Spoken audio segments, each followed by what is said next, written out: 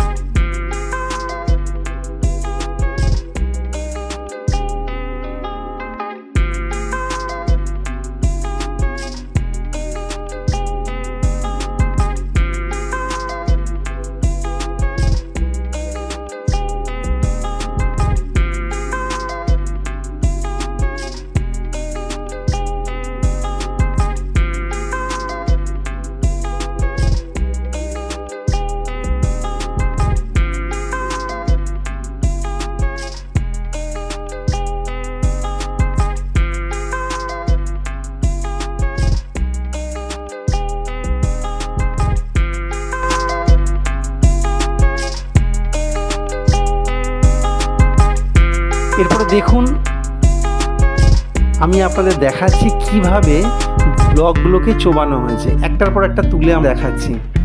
দেখুন, তেলে কিভাবে চুবে আছে।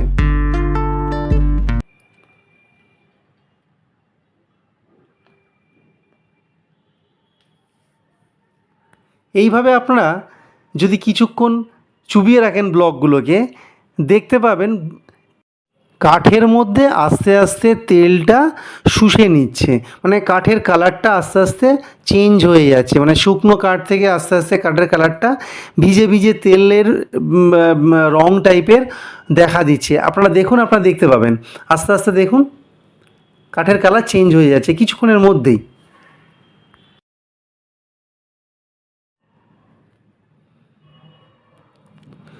দেখুন কিভাবে কাঠের কালারটা চেঞ্জ হচ্ছে, আস্তে আস্তে কাঠ তেলটাকে শুষতে শুরু করেছে। দেখুন, এইভাবে আমরা অন্তত 2 দিন এইভাবে রাখবো। রাখার পর আমরা দেখব তেল কিন্তু শুষে নিয়েছে এবং তেলের পরিমাণটা কমে গেছে। তেলের পরিমাণ যখন কমে যাবে আমাদেরকে আবার তেল ঢালতে হবে, যাতে উডেন ব্লকসগুলি অন্তত অর্ধেক করে তেলের মধ্যে চুবে থাকে। দেখুন আমরা আবার তেল 2 দিন পর আমরা আবার তেল এর মধ্যে ট্রের মধ্যে ঢালবো। দেখুন ঢালা হচ্ছে, পরিমাণ মতো ঢালা হচ্ছে।